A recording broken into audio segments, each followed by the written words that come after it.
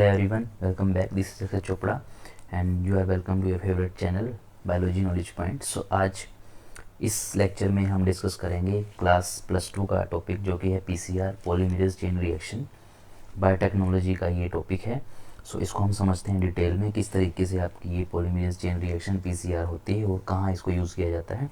सो यहाँ पर सबसे पहले हम एक बात करेंगे, यहाँ पर जो आपका पीसीआर है it stands for polymerase chain reaction. ये एक रिएक्शन है, बेसिकली हम इसमें डीएनए की कॉपी करते हैं।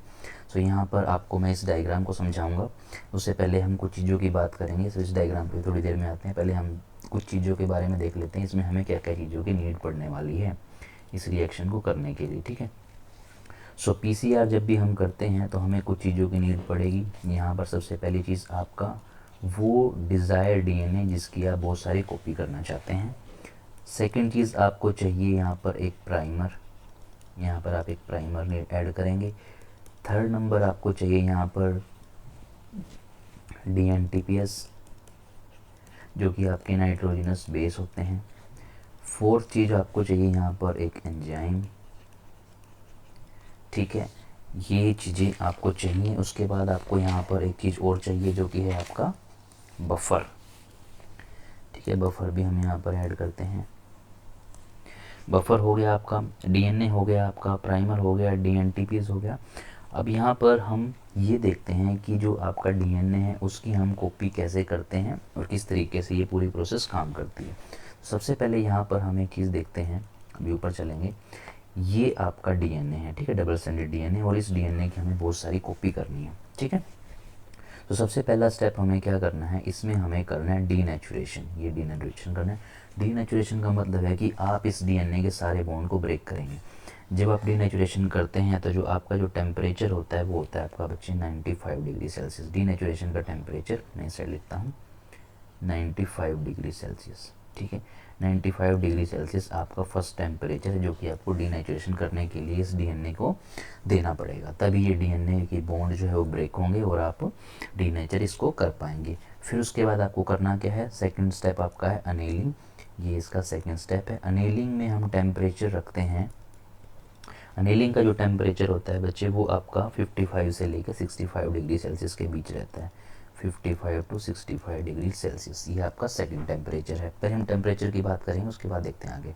एक्सटेंशन आपका थर्ड स्टेप है। थर्ड स्टेप के अंदर आपका जो टेम्परेचर रहेगा वो आपका 72 डिग्री सेल्सियस रहता है, ठीक है। ये तीन टेम्परेचर आपको याद करने हैं। पहले तो कौन से स्टेप में कितना टेम्परेचर है ये भी आपको पता होना चाहिए। सो अभी तक आपने ये सारी चीज़ें सीख ली, किस में कितना टेम्परेचर है, कौन कौन से स्टेप है। अब इस प्रोसेस को हम स्टार्ट करते हैं।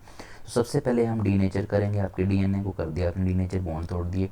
उसके बाद यहाँ पर आप एक प्राइमर ऐड करेंगे। प्राइमर क्यों ऐड किया हमने, प्राइमर ऐड इसलिए किया ताकि ये प्राइमर इस एंजाइम को जो हम ऐड करने वाले हैं उसको डायरेक्शन देगा कि किस डायरेक्शन में इस एंजाइम को काम करना है। बेसिकली जो एंजाइम होता है वो आपका जो आपका 5' और 3' की डायरेक्शन में काम करता है। तो जहाँ पर भी आपका 3' होगा वहीं पर जाके आपका प्राइमर ऐड हो जाएगा। जैसे यहाँ पर ये 3' है, इस डैश पर आपका इस साइड पे आपका प्राइमर ऐड हो चुका है। ये दो प्राइमर देख रहे हैं आप, तो प्राइमर ऐड हो गया।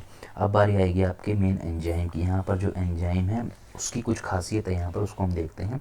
इस एंजाइम का नाम है डीएनए पॉलीमरेज टैग पॉलीमरेज, ठीक है। ये पॉलीमरेज जो एंजाइम है इसकी खास बात ये है कि ये आपका हाई टेम्परेचर में भी काम करता है। तो इसका जो टेम्परेचर है वो हाई होगा तब भी ये काम करेगा। और ये एंजाइम के बारे में मैं आपको 2-3 बातें और बताता हूँ इसमें, और आपको क्या समझना है। अब यहाँ पर इस एंजाइम को समझते हैं। अभी जो ये एंजाइम है आपका एंजाइम जो आपने यहाँ पर यूज़ किया उसका नाम है tag polymerase. Tag polymerase, tag polymerase enzyme में ऐसी क्या खास है जो इसमें इस एंजाइम को ही यूज़ किया गया है। सो इस एंजाइम को जहाँ से निकाला गया है वो आपका है यहाँ पर थर्मस एक्वेटिकस बैक्टीरिया है, ये थर्मस एक्वेटिकस। और ये आपका हाई टेम्परेचर जहाँ पर होता है झरनों में, वहाँ से इसको निकाला गया है बेसिकली सीवीड के अंदर से, ठीक है। जो आपके झरने होते हैं गर्म पानी के, वहाँ से बेसिकली इस एंजाइम को निकाला जाता है जो कि आपका थर्मस एक्वेटिकस, ठीक है। सो आपको इस एंजाइम के बारे में ये पता होना चाहिए।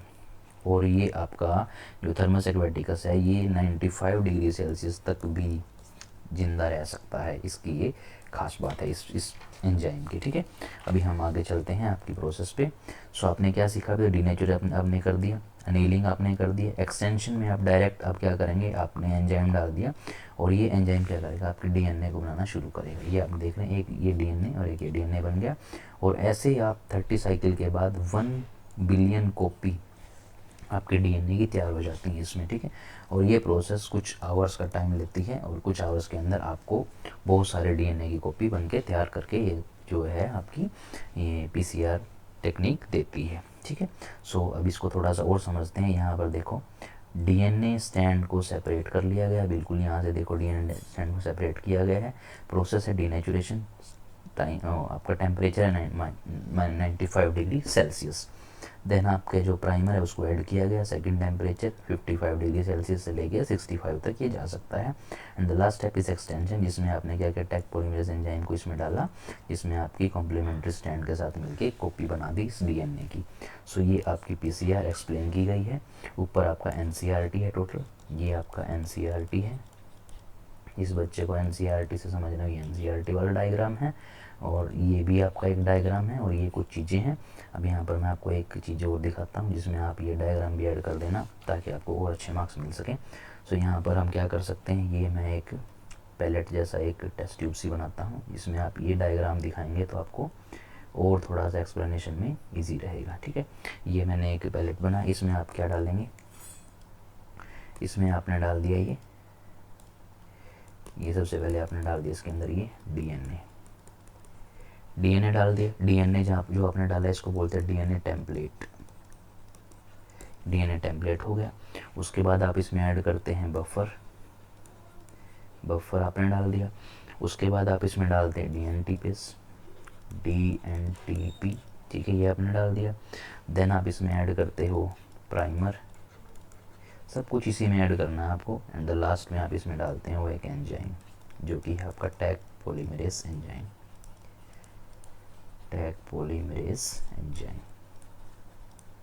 ठीक है, ये सारी चीज़ जैसे ही आप डालेंगे तो ये टेक्निक आपकी रहती है पीसीआर में आप ये सब डालते हैं। ठीक है, अब यहाँ पर आपको ये भी टैग पॉलीमरेज भी मैंने समझा दिया, प्राइमर मैंने समझा दिया। प्राइमर क्या होता है कि ये आरएनए का मॉलिक्यूल होता है जो कि आपका जाके उस 3' एंड पर ये बाइंड करता है। ये आपको याद रखना है कि ये प्राइमर आपका हमेशा 3' एंड पर बाइंड करेगा। ठीक है, अब इसको डीएनटीपीस को समझते हैं। डीएनटीपीस क्या है, डीएनटीपीस का मतलब होता है आपकी नाइट्रोजनस बेस।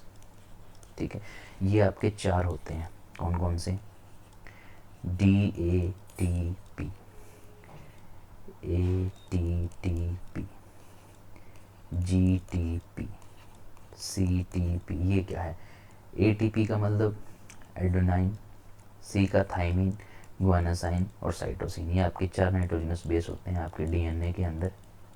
जब ये ऐड होते थे उसकी कॉम्प्लीमेंट्री जब ये जाते हैं तो वहाँ पर ये बॉन्ड बनाते हैं और बॉन्ड बनने के बाद यहाँ पर आपको ये नया डीएनए मॉलिक्यूल तैयार करके देते हैं। सो ये है आपका पूरा का पूरा पीसीआर। कोई भी डाउट आए तो आप कमेंट सेक्शन में अपना डाउट लिखें, मैं उसको क्लियर करूँगा। मैंने ये पूरी प्रोसेस आपको डिटेल में समझाई है। फिर भी कोई डाउट आता है तो मैं आपके लिए रेडी हूँ आपके डाउट को क्लियर करने के लिए। ये आपका डायग्राम है, ये आपका एनसीईआरटी का डायग्राम है, इसको आप अच्छे से समझ लेना। इसमें करना क्या है और आपको ये डायग्राम ऐसे ही बना के दिखाना है। सो आपको यहाँ पर क्या क्या चीज़ें याद रखनी है, आपको पहले चीज़ स्टेप याद रखने हैं, 3 स्टेप हैं। 3 आपको टेम्परेचर याद रखने हैं, एंजाइम का नाम याद रखना है, आपको प्राइमर का कौन सी साइड पे ऐड करना है, 3' साइड पे ऐड करते हैं और नया डीएनए आपका 5'3' डायरेक्शन में बनता है। बस आपको ये चीज़ें याद रखनी है। ये हो गया आपका टोटल पीसीआर। ठीक है, इसके बाद मिलते हैं हम नेक्स्ट लेक्चर में। इस लेक्चर में इतना ही। Thank you so much.